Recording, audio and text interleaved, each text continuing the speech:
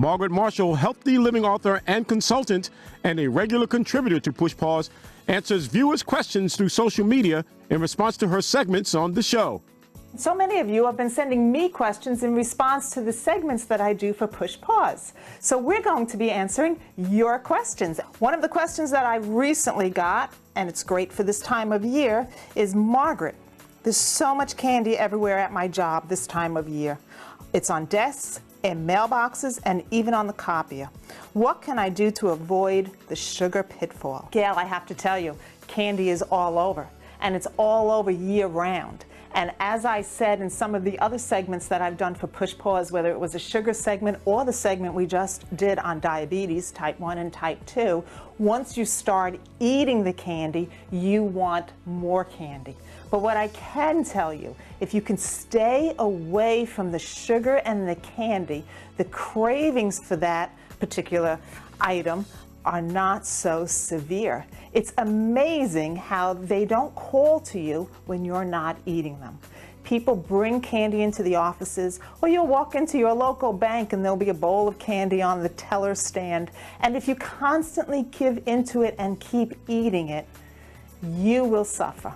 Another question comes from Mary, and Mary writes, Margaret, just wondering if you can give your thoughts on snacking through the day. After dinner snacks too. And please suggest some snacks that will help keep hunger away and still be satisfying. Thank you.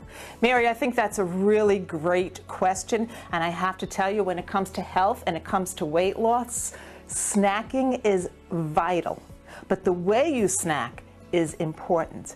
And as Americans, we tend to snack on too many carbohydrates and too many food types that we just put into our mouth, like pretzels or rice cakes or crackers or something like that.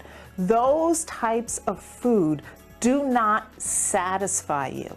I'm not telling you not to have them. You can, but you must have some protein with it. So maybe you want to have, if you like rice cakes, have rice cake with peanut butter on it. The peanut butter will give you protein and fat that will help sustain you and ward off hunger longer. Or maybe you want to have some crackers, have some cheese with it. Again, it's the protein and the fat along with the carbohydrate that helps to sustain you. And this question comes from Victoria from Patchogue on Facebook.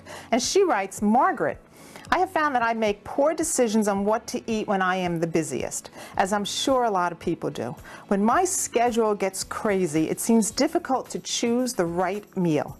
Do you have any suggestions on how to keep my calorie intake low, especially throughout the holiday season? So Victoria, I think this is a really good question, and I agree with you. Many people have this issue. We're busy. But what I read in your question is how to keep the calorie intake low. And I would like to change that, because foods that are very low in calories, aside from fruits and vegetables, but any other food that is very low in calories has no nutrients. And if you're eating food with no nutrients in it, it's not going to satisfy you and you're going to keep eating. So rather than think throughout the holiday season, how can I keep my calorie intake low? I think what would be better for you and would better serve you is if you think, what food can I eat where I'm going to get the most out of every calorie? And so I would suggest that every time you think about your meals or your snacks, think about the different food groups and include something from each of the food group, meaning that every meal and snack you have a vegetable, you have a protein, and you have a carbohydrate, and put in some healthy fats. Keep your questions coming. I will be answering all of your questions on Push Pause. Go on to my website, margaretmarshallassociates.com. Have your questions answered by me.